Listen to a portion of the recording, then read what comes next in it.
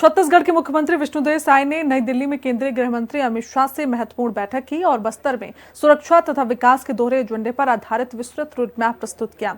और इस उच्च स्तरीय बैठक में आदिवासी बहुल बस्तर क्षेत्र में कल्याणकारी योजनाओं को तेजी से लागू करने, चल रहे माओवादी विरोधी अभियान को मजबूत करने और पहले से दुर्गम क्षेत्रों में शासन व्यवस्था के विस्तार पर चर्चा की गई। रिपोर्ट देखिए।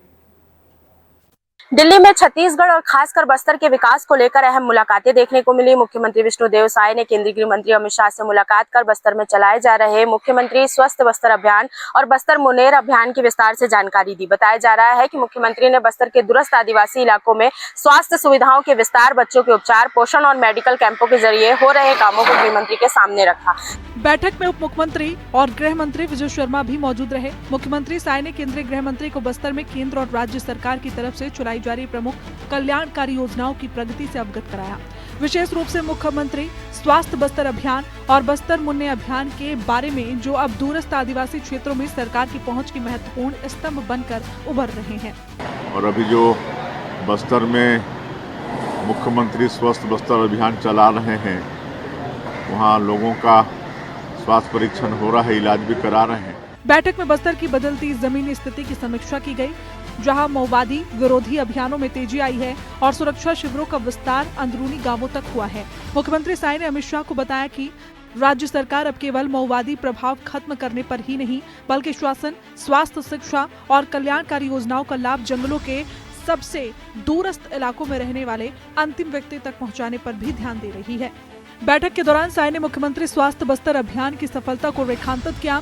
13 अप्रैल 2026 को सुकमा से शुरू किया गया ये अभियान दुर्गम क्षेत्रों में रहने वाले आदिवासी समुदाय के लिए एक बड़े स्वास्थ्य आउटरीच कार्यक्रम के लिए भी चलाया जा रहा है। इसके तहत मेडिकल टीमें घर घर जाकर स्वास्थ्य जांच कर रही हैं, दूरस्थ गांवों में शिविर लगा रही हैं और मलेरिया, तपेदिक, कुष्ठ रोग, एनीमिया, मोतियाबिंद तथा कुपोषण जैसी गंभीर बीमारियों का मुफ्त इलाज उपलब्ध करा रही हैं। मुख्यमंत्री ने गृह मंत्री को बताया कि अभियान के पहले चरण में बस्तर संभाग में अब तक 6.39 लाख से अधिक लोगों की स्वास्थ्य जांच की जा चुकी है। गंभीर बीमारियों से पीड़ित हजारों मरीजों की पहचान कर उन्हें विशेष उपचार के लिए बड़े चिकित्सा केंद्रों में रेफर किया गया है। मरीजों के डिजिटल हेल्थ प्रोफाइल भी तैयार किए जा रहे हैं ताकि इलाज की निरंतरता और दीर्घकालिक निगरानी सुनिश्चित की जा सके।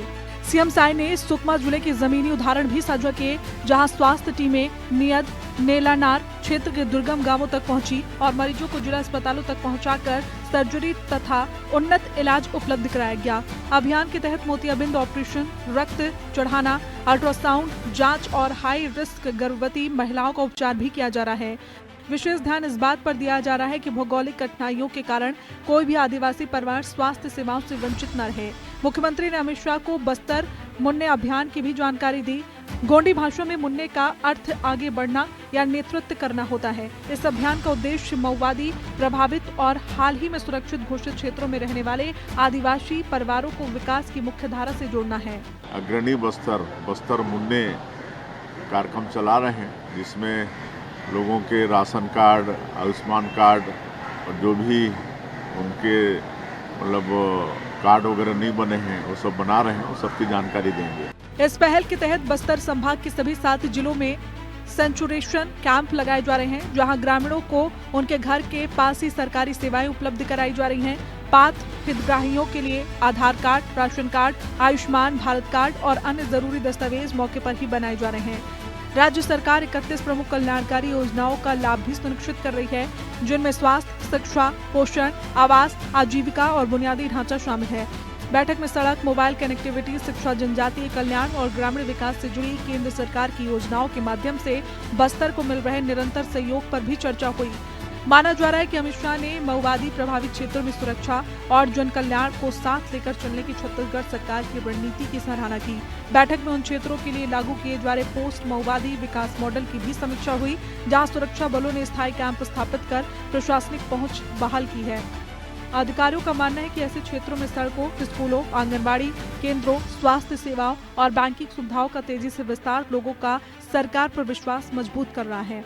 मुख्यमंत्री साय ने दोहराया कि छत्तीसगढ़ सरकार बस्तर को संघर्ष नहीं, बल्कि विकास, स्वास्थ्य सेवाओं और आदिवासी युवाओं के अवसरों के लिए पहचाने जाने वाले क्षेत्र में बदलने के लिए प्रतिबद्ध है। उन्होंने कहा कि राज्य सरकार स्थायी शांति और समावेशी विकास सुनिश्चित करने के लिए केंद्र सरकार के साथ मिलकर काम कर रही है। दिल्ली के दौरे के दौरान साय ने प्रधानमंत्री नरेंद्र मोदी और केंद्र सरकार को धान तथा अन्य खरीफ फसलों के न्यूनतम समर्थन मूल्य (MSP) में वृद्धि के लिए धन्यवाद भी दिया। उन्होंने कहा कि इस फैसले में छत्तीसगढ़ के किसानों को बड़ा लाभ मिलेगा और राज्य की ग्रामीण अर्थव्यवस्था मजबूत होगी। जी, भारत सरकार का, माननीय प्रधानमंत्री जी का बहुत बहुत धन्यवाद कि उन्होंने बहुत से फसलों का MSP बढ़ाया है, धान का भी MSP बढ़ा है। इससे हमारे अन्नदाता किसानों को लाभ होगा। मुख्यमंत्री विष्णुदेव साय ने प्रधानमंत्री नरेंद्र मोदी के पेट्रोल बचवाने के अभियान पर काम करना शुरू कर दिया है। उन्होंने जनता से भी पेट्रोल डीजल बचवाने की अपील की है। अब जो वैश्विक परिस्थिति चल रही है पश्चिम एशिया में युद्ध के कारण, और माननीय हमारे देश के यशस्वी प्रधानमंत्री जी ने आह्वान किया है कि पेट्रोल डीजल की खपत कम करें, आवश्यकतानुसार करें, तो उस पर हम लोग भी, हमारी सरकार भी अमल कर रही है। कांग्रेस क्यों नहीं? हम भी स्वयं अपना मार्केट में गाड़ियों की संख्या कम कर दिए हैं। क्या लग रहा है सर, कांग्रेस क्यों नहीं सहयोग करना चाह रही है? अब वो तो हर चीज़ में असहयोग करती है। जो भी देश के हित में माननीय मोदी जी अच्छा करना चाहते हैं, उसके विपरीत ही कांग्रेस चलती है।